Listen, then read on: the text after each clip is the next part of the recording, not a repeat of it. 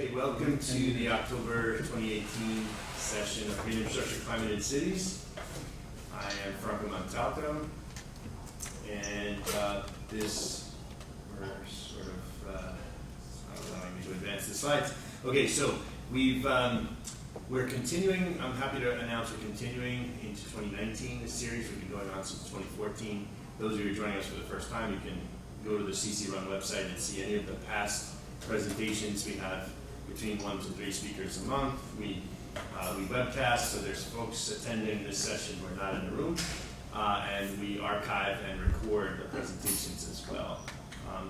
So I want to just point out last month we hadn't yet developed the schedule for 2018-2019, and here it is. So starting next month, we go into climate extremes and economic valuation, climate change consortia, NOAA, or institutional responses to climate extremes, managed retreat, government roundtables, flooding, sea level rise, ecosystem services, municipal response. So we've got a lot of interesting talks coming up, so we encourage you to join us.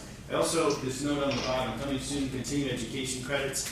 I've received questions from a variety of folks who attend regularly, even from other states, as to whether attendance at this series constitutes continuing education credits for example, a professional engineering license. And we've looked into it, and it looks like we will be able to offer credits going forward. I'm in the process of applying for the paperwork for New York State.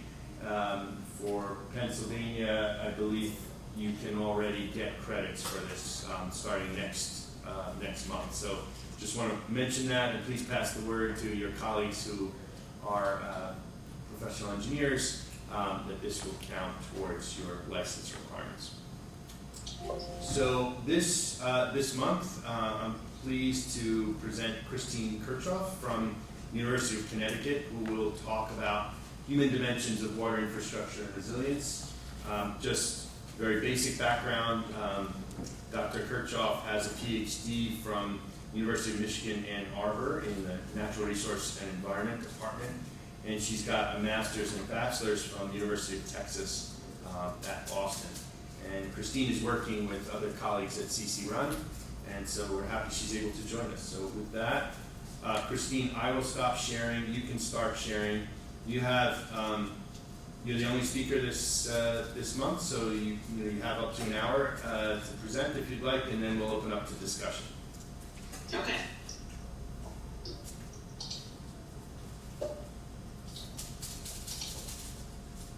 Okay, so can you see the screen okay? We can. It's up. You're good. Okay, great. Well, thank you. Thanks very much for the invitation and for the nice introduction. I appreciate that. It's nice to be a part of this, what seems like a really robust seminar series. So I'm really delighted to talk with you guys today about the human dimensions of water infrastructure resilience. But since I'm not familiar with you all, and you're not really familiar with me so much, I wanted to give you guys a little bit more background about me so that you can understand where I'm coming from a little bit better, and then tell you more about the projects and research that informs the title of the talk. So, oops, where are we? So as you mentioned already, I have an interdisciplinary educational background in engineering and in social science.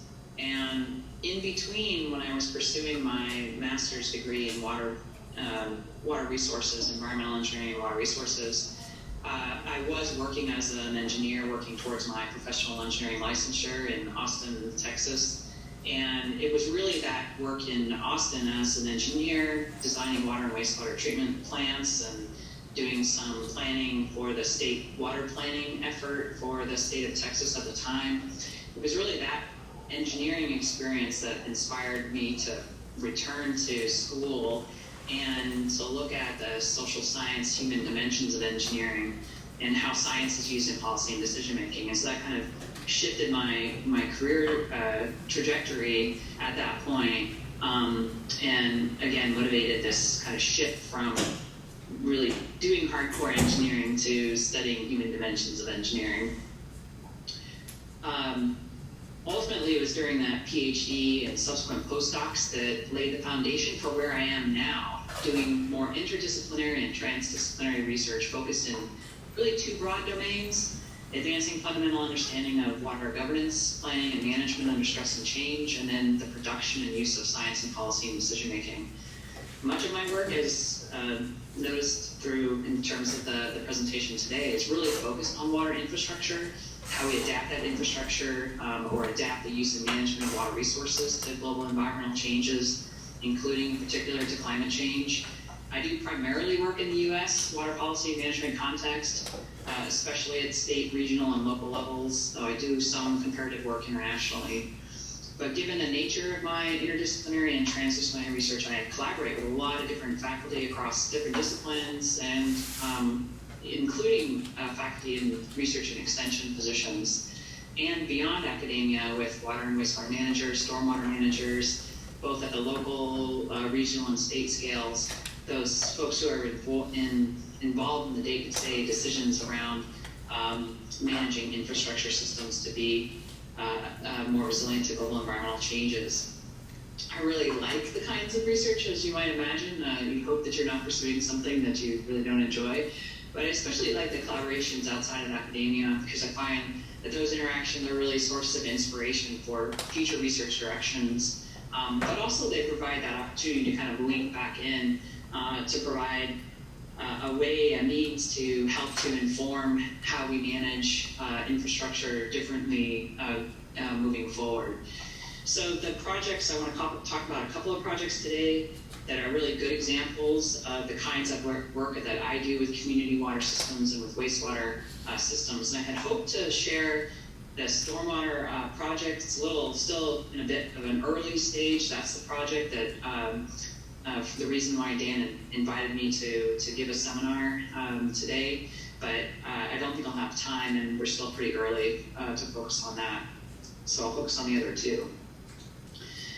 So with that background, I just want to kind of provide a foundation for us to have this discussion about human dimensions of resilience.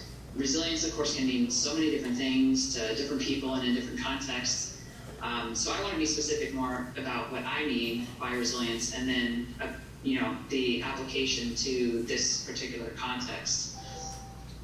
So resilience, one of the accepted kind of standard definitions of resilience for infrastructure is the ability of a system to prepare, to withstand, to recover, and to adapt to a range of climate-related and other kinds of threats.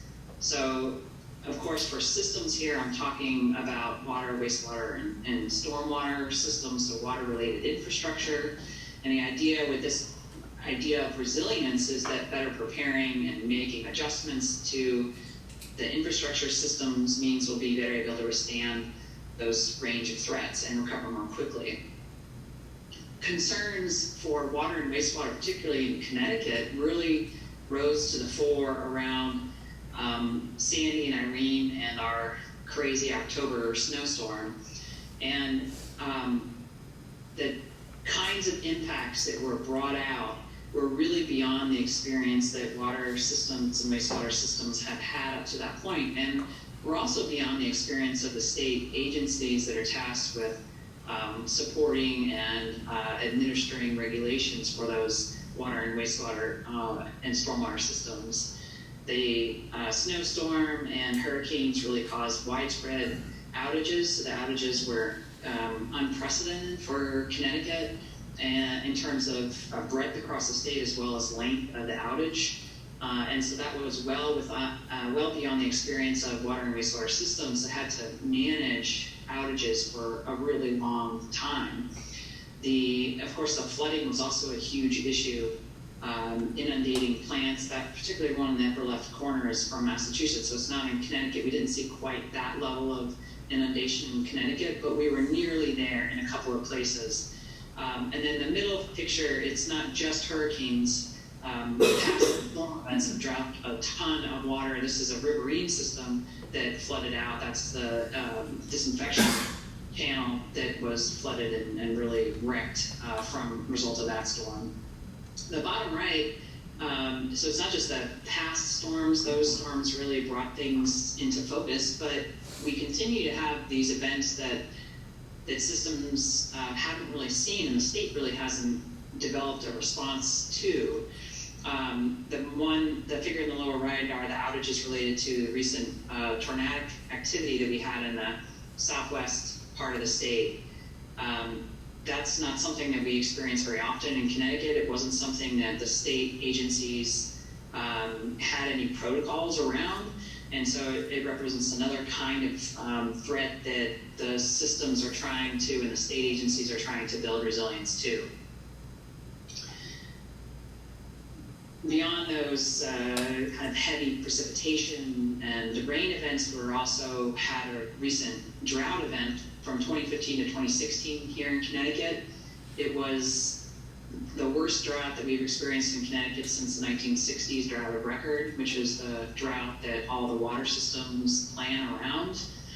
This drought didn't act in the same way that that 1960s drought, so all the systems that were hit hardest by this were adapted to that 1960s drought, not to the way in which this drought manifested quite quickly over time. So this is another example that, again, kind of keeps raising this flag of the need for our water systems, wastewater systems on the one hand and water systems on the other hand, to be resilient to these kinds of different kinds of threats that they're experiencing from climate. But there's also other threats. It's not just climate, it's threats around water quality related to not climate also exacerbates it, but land use changes and things like that. And then things like demand reduction, aging water in the pipes, which is causing issues with regulatory compliance, aging infrastructure, an aging workforce, changing regulations, all lumping in to challenges in managing these systems and in being resilient to current and future threats. And of course, these threats are not stationary. Climate continues to change. This is research from my colleague, Dr. Wang, who is a co-PI on the water part of the project, or the water project that I'll be talking of the two. She did a climate analysis looking at historical climate as well as projections out to mid and late century on how precipitation and temperature are being changed for the state and what those changes might foretell for flood and drought risk. And in both cases, we see that it's likely that the droughts are going to get worse and recur more frequently, and precipitation is going to get worse, exacerbating flooding challenges. And so these kinds of, the kinds of thinking that we need to wrap our heads around in terms of water and wastewater systems is not just for the experience that we have today, but how do we build resilience to changes that events that we haven't seen yet? How do we do that in practice? So that brings us back to that definition of resilience that I presented earlier. The ability of a system to prepare, withstand, recover, and adapt to a range of climate-related and other threats. Often these definitions, both in the literature and in practice, are implemented through the lens of the physical adaptations that we can make to a system, flood-proofing structures, wells, having redundant supplies, and the like. We often don't think as much about the human-driven processes, or how much resilience is a human-driven process that balances risks and resources to do these things, to be able to prepare, cope, respond, and recover. It's not something that happens in a vacuum, but really it's all about the broader system capacities that enables changes to take place and this to be an ongoing resilience building process. So there's a growing understanding and appreciation of human dimensions resilience in the literature, but in the the infrastructure domain in particular, especially for wastewater, the literature around human dimensions of resilience is pretty thin. And so one of the motivators, besides sort of the practical, how do we get our systems to be able to cope and prepare and recover more quickly, those kind of practical considerations theoretically and in advancing our thinking. How do we, what can we learn from these systems that would advance our thinking about human dimensions of infrastructure resilience? So that brings me quickly now to the overview of the talk. I want to talk quickly about the methodology and approach for the research, and then run straight into the results. How have past extreme events impacted these systems? What are they doing to adapt to those changes? And then ultimately, how are they building resilience, or are they building resilience into what? And then wrap up. So these are two interdisciplinary projects. One's focused on water systems, one focused on wastewater systems. Again, they're focused on Connecticut, which is, I think, appropriate for two reasons. One, the recent experience with both extreme storms and droughts. And second, because the state is quite supportive of adaptation and resilience efforts. If you look broadly in the literature, there's not a lot of action when it all comes down to it on what water and wastewater systems are really doing on the ground to build resilience. And so working with systems within a state that's supportive of those types of actions increases the likelihood that we're going to see some variation in response being resilience actions from among our study population. And so Connecticut's actually a really great place to try and look at these questions around motivators for resilience activities. So just stating quickly the two types of projects and the types of interdisciplinary expertise that were involved, including climate analyses, hydrology, legal and policy analyses, geography, GIS, and then of course social science and outputs. For these two projects really had a very practical aim in addition to the scholarly activities. So, a research guide, piloting resiliency plans for the town, and then on the water system side, it was really about helping the state become better prepared for their own emergency response activities and for supporting water system resiliency statewide. So our first step in terms of the research projects were to review the literature on resilience, vulnerability, and adaptive capacity, to provide that conceptual foundation for interrogating human dimensions of resilience. Much of the resilience literature, again, focuses on the physical infrastructure and reducing exposure and sensitivity. So conceptually, those were easy to integrate in terms of developing measures for those items. The human dimensions of resilience were really largely unaddressed in the resilience literature, so it helped to bring in another set of literatures around adaptive capacities to capture that missing human component. Especially in wastewater resilience, there's very little in the literature on wastewater resilience. So for those who aren't familiar with adaptive capacity, Eakin et al. Defined two types of adaptive capacities: generic capacities associated with basic development needs.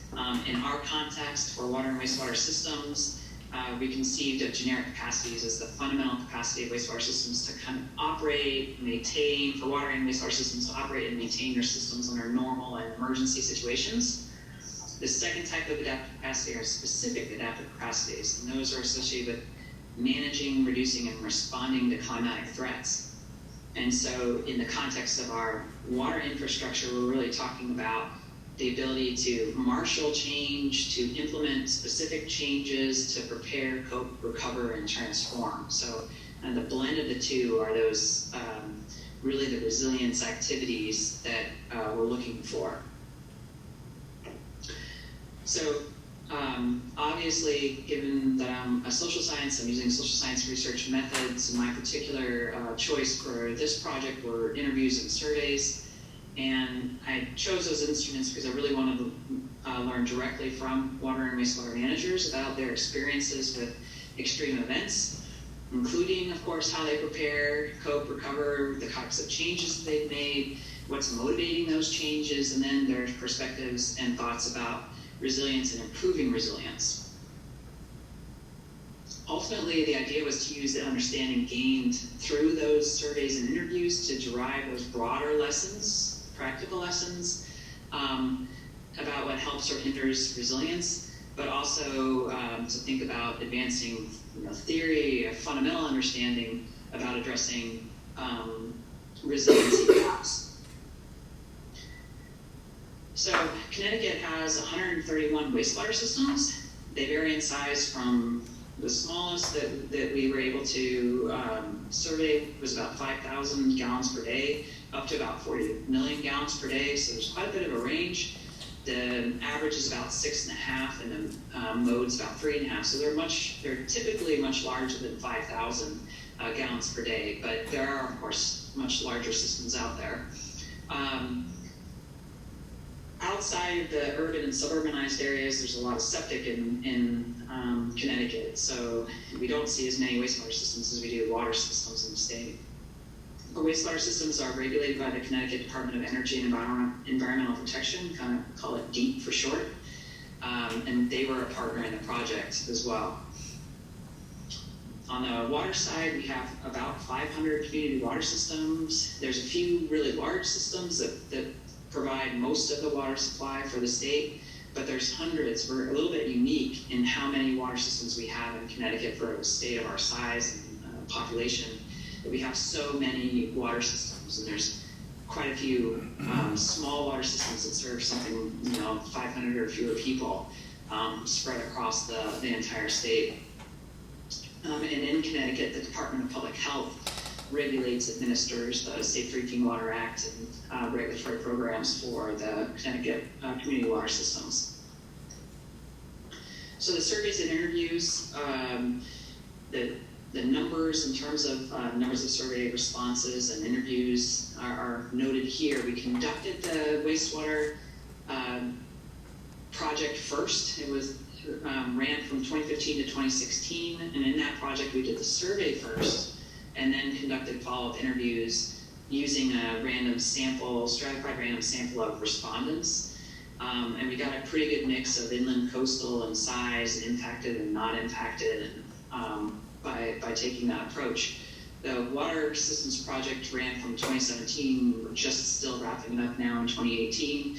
There we did the survey, the interviews first, and then followed up with a statewide survey. In both cases, we were able to capture, for the surveys, we ended up with quite a high response rate for the wastewater systems. Got quite a bit of variation there, and then even though we didn't get quite as high of a response rate as we wanted on the water side, we did get a good variation, representation in terms of system size, geography, ownership type, surface water, groundwater, et cetera. So we're comfortable with where we're at. We'd love more, but it was actually a bit of a struggle to get there. Just quickly, the methods. The wastewater was a really long survey because in part we were trying to collect some data about wastewater pump stations that wasn't collected centrally yet. So that was a mix of online and paper surveys targeting wastewater superintendents and operators. And then the water survey was shorter, targeting managers and owners of community water systems.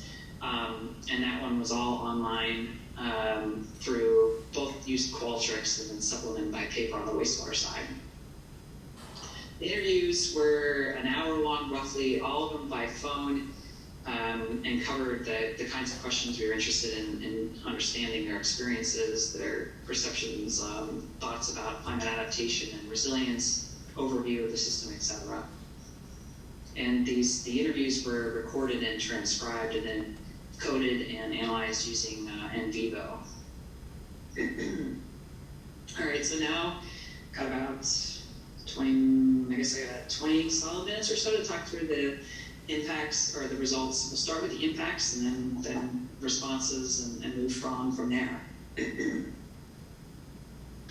So results from the wastewater survey showed that most of the systems, 72%, were impacted from past extreme events. And in the survey, we gave some examples of Sandy and Irene and October snowstorms, so we were really highlighting those extreme events, but we also were interested in other storms.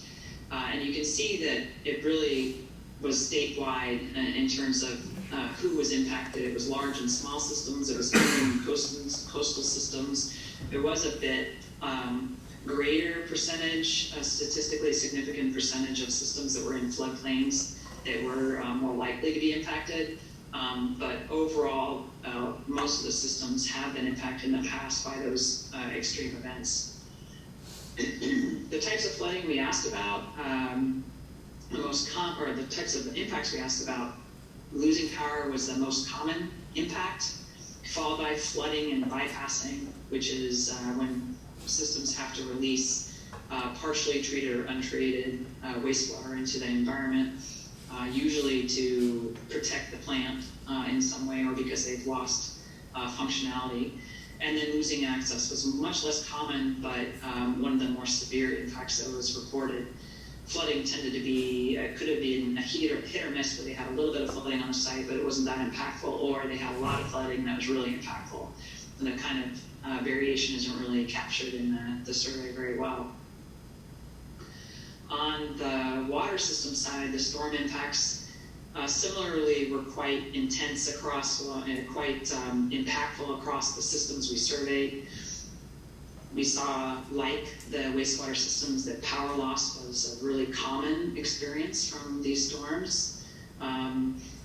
Similarly, we had difficulty with accessing the facilities, in this case, the question was, getting to work, so not just accessing to the facilities, but just getting from your house to the facility. About the same level of impact there for the water systems as for the wastewater, but far less flooding compared to wastewater systems. Of course, you would expect that, given wastewater systems tend to be in the low spots, whereas water systems tend to be on the higher elevations to take advantage of the head gains. Turning now away from storms to drought impacts, we asked whether systems that they've managed have been impacted by recent severe droughts, and most systems reported they had some kind of drought impact. Few systems really experienced severe impacts. The ones that did tended to be the largest systems, and we think that that's because they have so much more exposure to the drought impacts and tend to rely on surface water, which again tends to be impacted more quickly than groundwater systems. We did see that quite a few systems initiated voluntary water restrictions, so they were working through their drought response plans. Some, about half of those, experienced reduced supply, and then about 10% had to use interconnection, so that reduction in supply was enough to warrant activating that interconnection to have backup supply. So it's quite a range of drought impacts and really showing how severe that drought was in 2015-2016 timeframe. So now moving from the types of impacts we saw to the types of responses, likewise, we saw a lot of the systems are impacted, and a lot of the systems have done something in response. And that something varies from low-cost, really temporary measures to much more, much higher cost, more long-lasting improvements to other types of changes. So first, giving you a sense of some of the changes that were really low-cost and temporary, you saw things like floodgates. So we heard from wastewater manager that said that they make up these stop gates in their local machine shop and then shove them down the door to keep floodwaters from entering buildings. And of course that, if you can limit the flooding that takes place, then speeding up recovery is a lot easier. And we saw things like that, like putting stop plugs in manholes, putting foam around doors to stop flooding from coming in and things like that. Those were all things that could be installed and then pulled out quickly, so it allowed some kind of flexibility in response too. Then there were some, again, more permanent, more costly changes. An example of that would be raising generator pads, so that when you replace a generator that was, like this gentleman mentioned, they had flooding, they lost generators when they replaced them, they stuck them up on an elevated platform, picking the height of the platform based on what they experienced in the last flood event. We also saw some systems that rebuilt an entire pump station that was inundated with salt water along the coast. That system I mentioned in the very beginning that had inundated disinfection system, installed a hoist so that they could take out the UV equipment if that kind of event were to hit again. So again, to speed up in the recovery time, since it takes a while to order that equipment and bring it all in and bring the plant up to line after an event like that. But it wasn't only equipment, structural types of changes, there were also modifications to the way that systems manage and operate their infrastructure, and the way they move their staff around, the way they use their resources. And so one example we had was from this interviewee who said that if they have a hurricane that's coming or a big storm that's coming, they typically leave people at that facility so that they don't have to run into that challenge of not being able to get to the facility in the morning and be able to understand what's going on. We had others that reported training, more training, the creation of funds to fund emergency repairs, so again, recovery is quicker. So there's a lot of interest in limiting damage and speeding up the recovery process and the kinds of changes that wastewater systems are making. We saw similar changes in a similar vein and a similar mix of changes on the water side as well.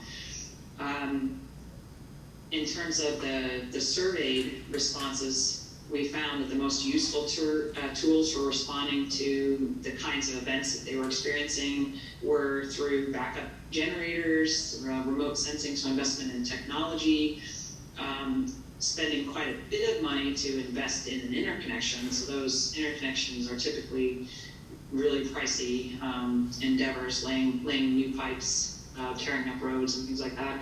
And then sometimes less costly investments in maybe protecting a watershed a bit more, investing in the forest around land cover on a watershed, etc.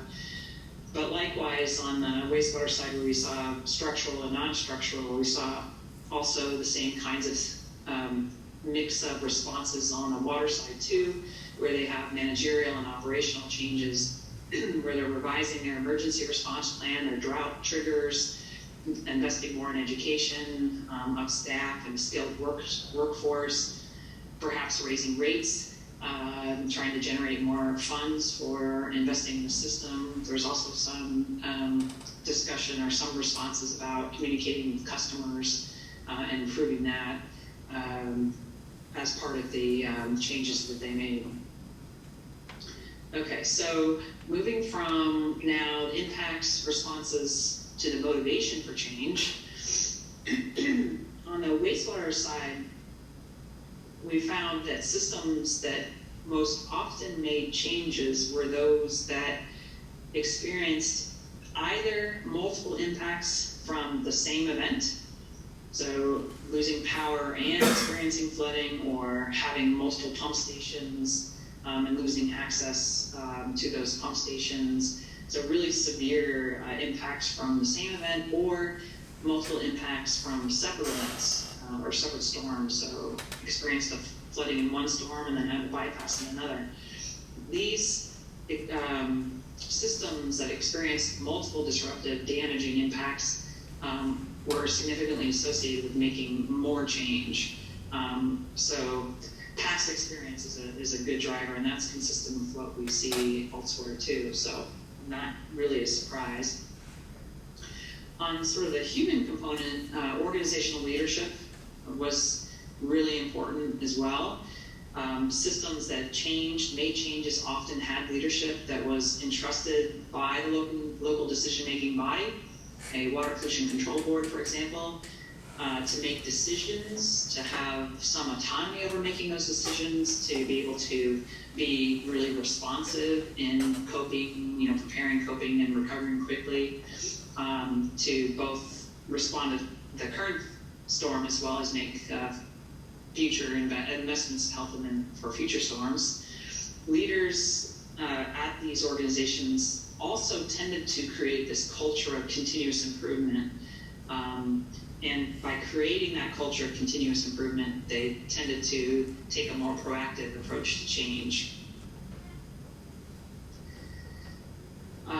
We also were curious about the motivation of climate change, whether or not climate change was really a motivator for making changes for these systems. And for this, we found somewhat mixed evidence that climate change, it doesn't really appear like as important of a driver as some of these other things are.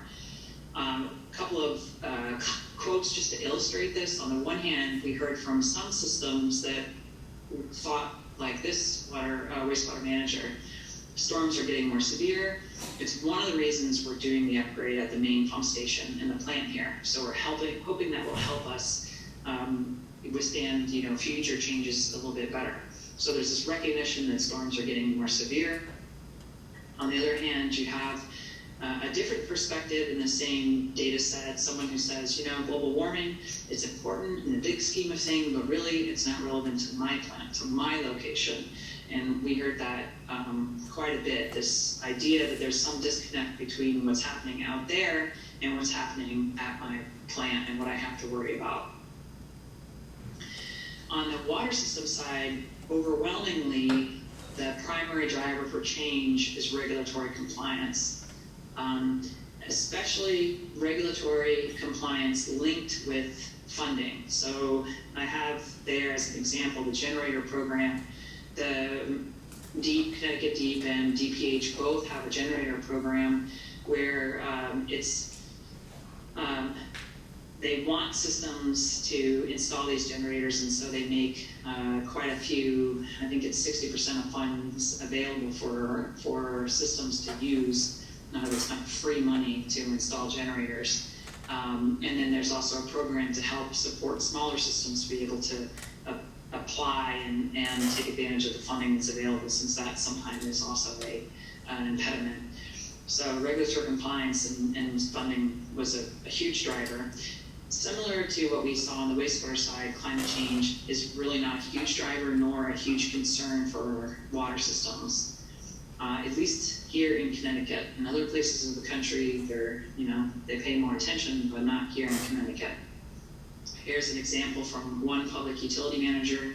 In all honesty, climate change really doesn't affect us as much as you might want to say you're concerned about the environment or climate change. It's not affecting my water system. So the same kind of sentiment we heard from a portion of wastewater managers, we hear echoed among water managers.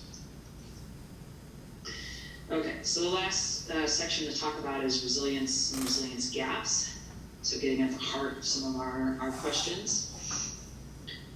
One of the things that I think came across loud and clear in our wastewater interviews was that wastewater managers have adopted this term resilience. It's now part of the language that they use to describe the actions that they take.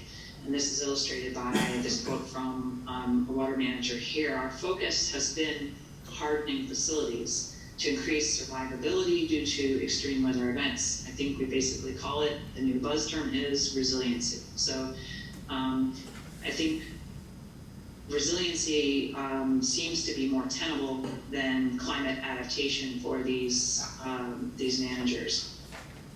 But you notice in that quote, there's still an emphasis on hardening on the physical and less on other aspects of what we would think would be adding to resilience. The other thing that came across loud and clear in these interviews with wastewater managers is that what they're building resilience to is really resilience to the past. So they're elevating equipment to or right at or just above past flood levels. They're making incremental and reactive changes based on what they've experienced in the past. They want to be able to cope better with that storm that they just had, or be able to recover more quickly from that flood event. But there are, of course, challenges with that.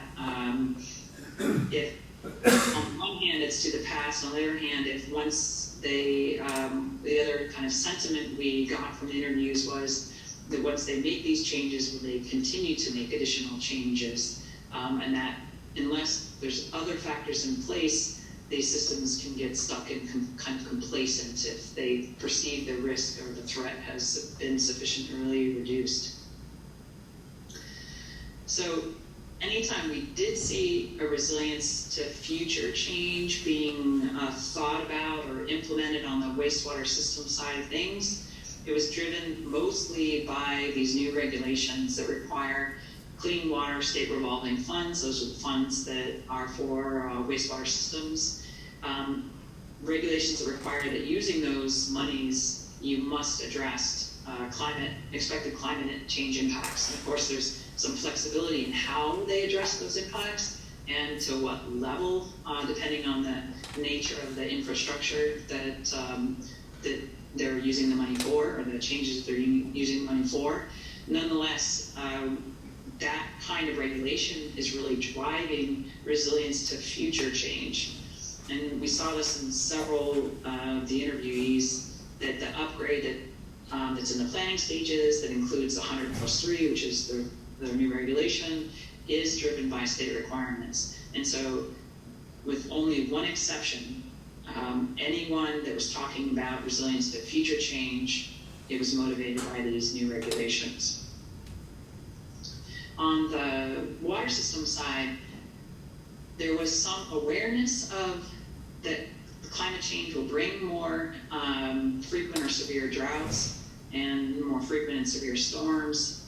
But in reality, it was really only the highest capacity systems, the largest systems that are thinking about the changes. But even that, those systems are only really thinking about it at a very high level, like the level of a strategic plan, like a 10-year plan. And in those plans, if you look into those plans, it's really a bullet item, like start thinking about climate adaptation or resilience to climate change. It's not something that's really become something that's being actively investigated or actively pursued. Ultimately, by looking across our survey and interview results, what we found that emerged particularly from the wastewater project at this stage, and this is of course the most mature of the two, is that circling back to thinking about adaptive capacities, it's really those high amounts of generic adaptive capacities, those capacities for leadership, having experienced staff, funding, knowledge.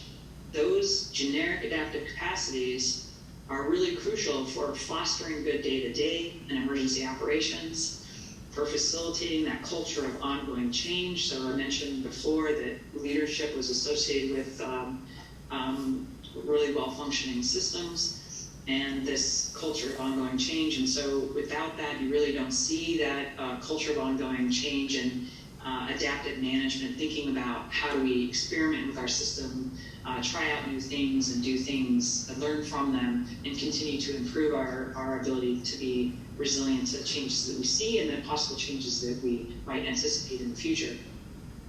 The other thing that we found is that systems that have those generic capacities can use those to build and deploy more and more diverse types of adaptive changes, and these are the specific adaptive capacities that I talked about in the beginning.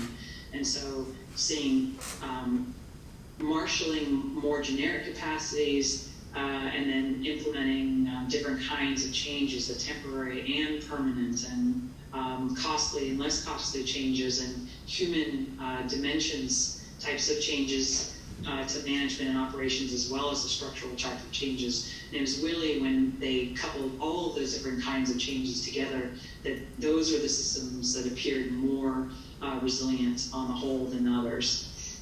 And so we kind of brought all that together into a conceptual framework for thinking about wastewater system resilience in particular, that wastewater systems, resilience of those wastewater systems really depends on the manager's ability to understand, anticipate, reduce risks, using that generic capacity, building those specific capacities, but all within this adaptive management framework where there's this ongoing experimentation and learning from those experimentation efforts. And ultimately, it's about not only learning by doing, but for future climate change, this element of transformation. I don't think that we're quite there yet now among the wastewater systems that we talked with, but it's certainly something that we have to be thinking about in this kind of framework which would support thinking about transformation and moving forward in the future. So that kind of summarizes the wastewater results. The water side, kind of thinking about resilience and practice on the water side, we've been thinking about a similar set of ideas with capacities, but we've been particularly interested in filling this gap in the literature where we're thinking about the efforts, the relationship between efforts to improve resilience today and what that means or foretells for being resilient in the future. And so this kind of 2x2 matrix conceptualizes our current thinking on sort of these ideas. And what you see then on the kind of the upper right, this barely surviving, or upper left I should say, barely surviving, these are systems that aren't resilient today and likely won't be resilient to future change. They're not particularly financially stable. They have pretty significant vulnerabilities to flooding and to power outages. They're limited in their ability to cope because they're somewhat isolated from other systems, so the ability to interconnect and things like that is limited. And so these systems are barely keeping their head above water. Next to them on the upper right then are systems that are resilient today, but not necessarily to future change. So these systems we're calling complacent. So they're not exposed to a lot of flood risk because they've already where they're located, they're not exposed to flood risk, or they've addressed that risk on some level. So they've addressed other risks like installing backup power generators to mitigate power loss. They maybe have excess capacity. But even with all these proactive steps they've taken in the past, by reducing their perceived threats, they seem to have less motivation for thinking about the future. They don't have interest in thinking about what to do for future resilience building efforts. In the lower left, we have systems that we call striving systems. These are systems that are not that resilient today. They have some risk exposure to, for example, contamination or to flooding, but they're thinking about the future and taking steps. Being proactive about, for example, establishing a supportive network with other nearby systems, or establishing interconnections. So through those kind of striving efforts, they have the potential to be resilient to future change. And then finally, in the lower right, there's the systems that are really thriving today, for lack of a better word.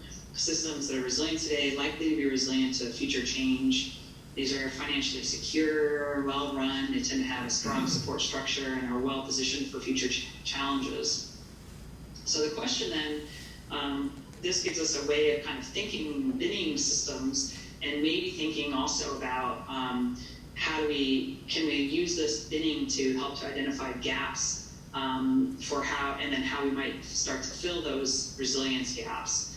And so, again, early thinking about this, but we can think that if we bin these barely surviving systems together, this gap, there is a resilience gap there, it's quite large, and it maybe is difficult to close, both because there's so much risk there that has to be addressed, and it's not easy to address, possibly. But if it is easy to address, so there's some limited investment that needs to take place to, say, make them less susceptible to flooding or power loss. But in the end, you're affecting a few small systems that serve a few people. So, there's sort of high costs for little gain, but that would be something, thinking about how you bridge that resilience gap there. For the striving systems, seems like the biggest issue there is funding. So figuring out how to get these systems to be able to access funding to reduce the exposure where it's feasible. And then for these guys over here, the complacency folks, they've already invested to reduce, or sort of through the luck of the draw, don't have some of the risk exposure that the striving systems have. But they just don't have any incentives to do more. And so for this gap, it might be trying to figure out how do you incentivize additional change or thinking that would improve resilience to climate change or future risks. And then for the thrivers, it's just ensuring that they don't backslide, and maybe thinking about how we can develop more lessons from what enables them to thrive under these conditions. So I think that's it for me. Wanted to, again, thanks for the invitation, and thanks for the water and wastewater managers who helped us with the survey and interviews. DPH and DPU supported the effort. My collaborators and co-authors, my PhD student, Christina Mullen, really helped with the wastewater work, and then Galen Truer is a postdoc of mine now, and he's helping a lot with the water system work. And just keep a lookout if this is of interest to you for some manuscripts that will be coming out hopefully soon, and then some of the gray literature that we are working on here, not only within my lab group, but my colleagues more broadly. So that's all I have. Thanks for your attention. I appreciate it. Thanks, Katrine. We'll take some questions. If there's any questions in the room, go ahead. All right, so I've got a question. Thanks very much for your talk. It seemed like, in some sense, this was a failure of local decision-making in that they were preparing for the last storm instead of the next storm. But could you also kind of view it as a success of state decision-making? And I feel like, making a bit of a leap here, but we're often told that since we're not getting a lot of national action, we should go to the local level. Could the state represent kind of a sweet spot in terms of action on climate issues? And is there, what would you say about the basis in evidence or theory for kind of looking on the state level? Absolutely. I've done some work, and I think the state is actually fairly understudied at the subnational level, and in the U.S. in particular. I've done some work looking at water, excuse me a second, because my bag is in there.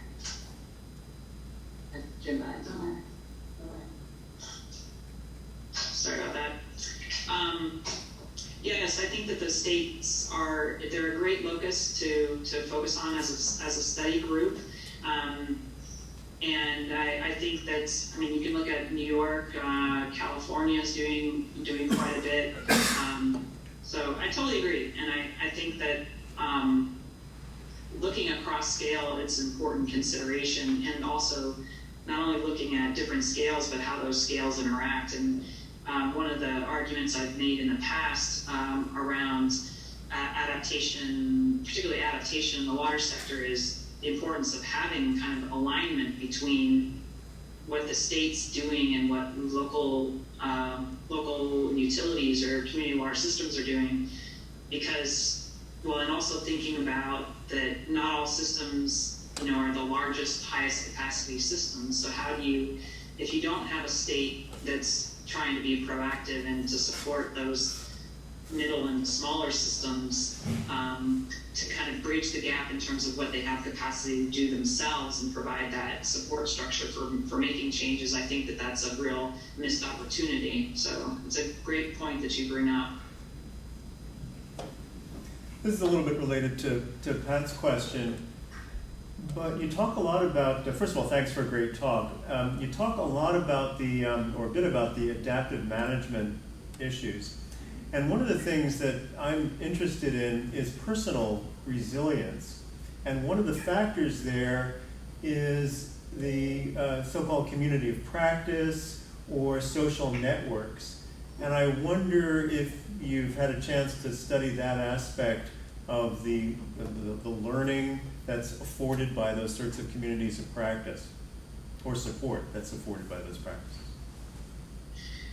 I haven't, so I don't do a lot with networks, for example. It was a question in the interview.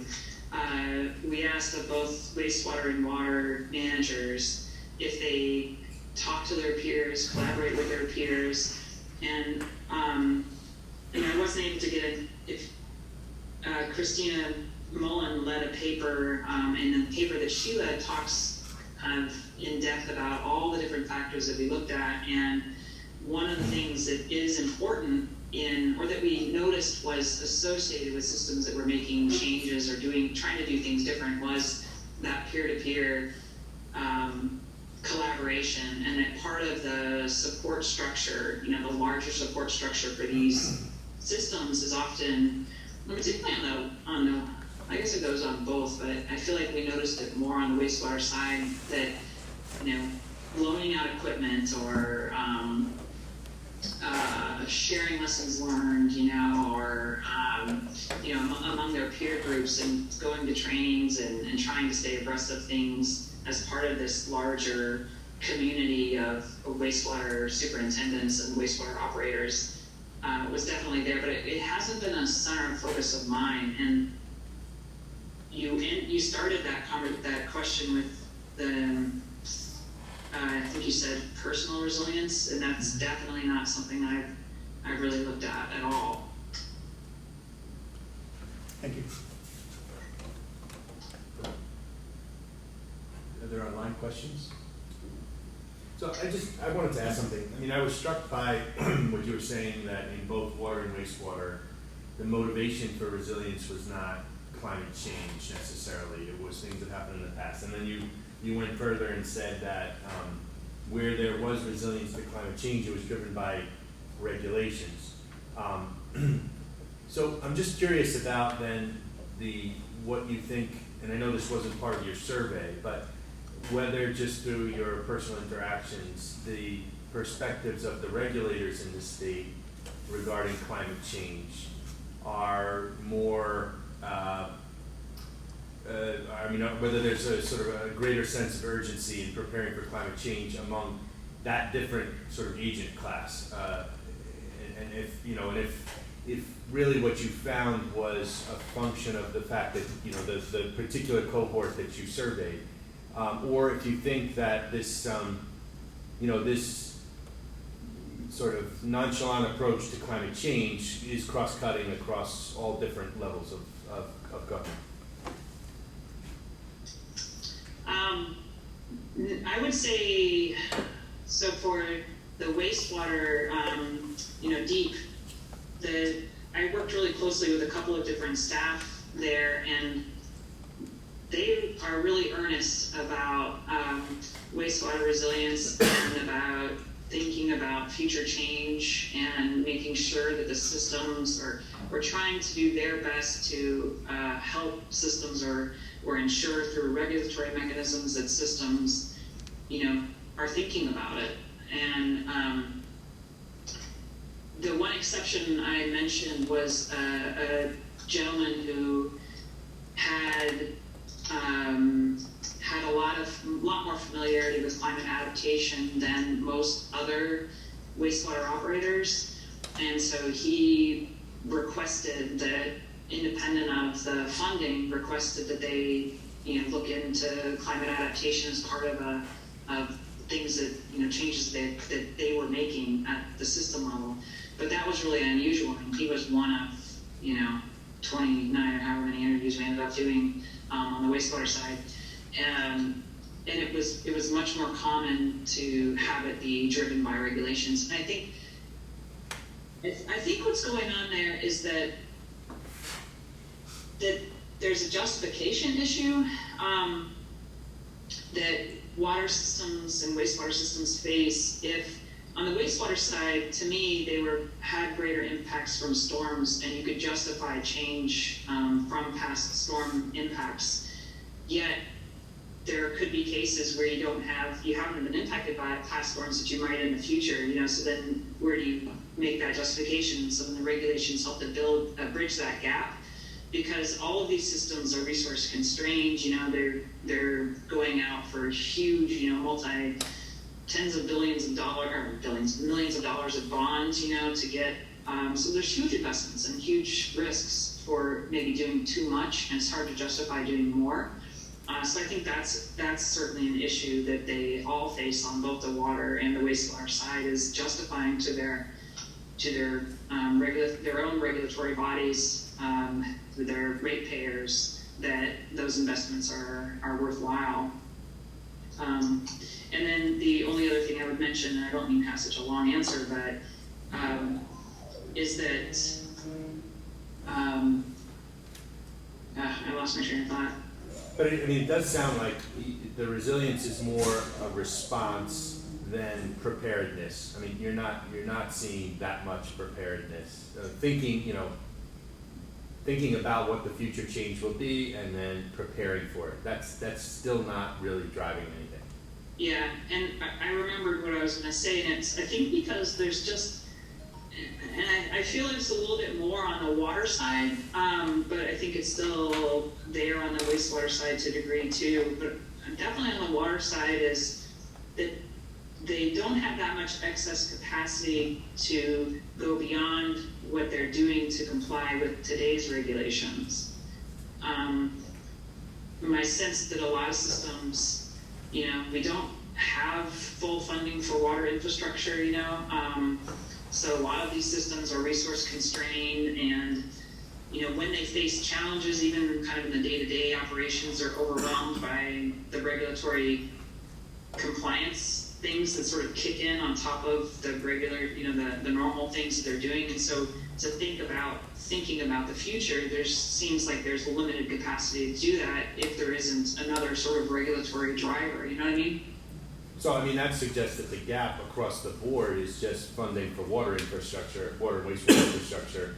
In other words, if we had better infrastructure, there might be more of an ability to prepare, is what you're saying. So it's kind of the same problem all over the country then, is what you're saying. I think that has a lot to do with it, and that's not just a problem of the local systems, but also of the regulators, particularly on the water side.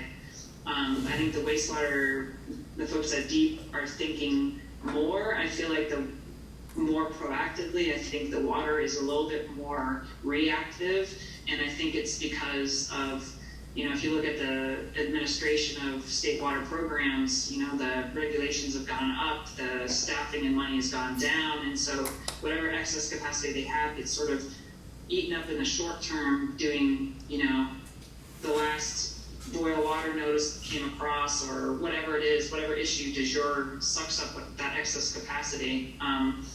So your point about better funding, it's a range of things, and the funding itself isn't going to solve it, because the biggest systems can take advantage of the funding, but the ones that need the more help can't, because of resource, the staffing and issues of trying to access that additional money. I have a question. We're talking about, the emphasis is that systems, both types, are adapted to stuff that happened in the past because they know it. They know this is a high water mark, this is a low drought mark. And everybody would know that the climate is changing, but to make decisions on that, they don't know to what. So what I'm trying to say is that I have a student who's doing a lot of study on the predictions to sea level rise versus what actually was measured. And among the things that happened was, depending on who funded the study, the sea level rise predictions went up or down. So the bottom line is that for somebody to go and sell bonds and do decisions and so forth, they're not necessarily sure what to design to. What is that happen in 10 years? Because the numbers are all over the place. And so there actually might be a simple gap for us techies to sit there and say, what am I designing to for 20 years? How high will Long Island Sound be in 20 years, which New Haven Sewer Authority needs to know? And so I think there's a simple gap. Without that knowledge of to what, it's easier to go back and solve the problems you have and to make sure that what happened before doesn't happen again. I agree, and that's something that they tried to fill in Connecticut and provide a number for sea level rise that's part of the, at least the DEEP's response for wastewater systems that get clean water state revolving funds. One of the options for meeting that climate change, an analysis requirement is to use this new analysis that has come out about what they expect to see for sea level rise by mid-century. But they could do it other ways as well, like hiring a consulting firm to do that analysis for them. But you still need sort of the convergence, I think, of the information and then the willingness or motivation to do it. I think if you don't have both, there's still a challenge. Okay.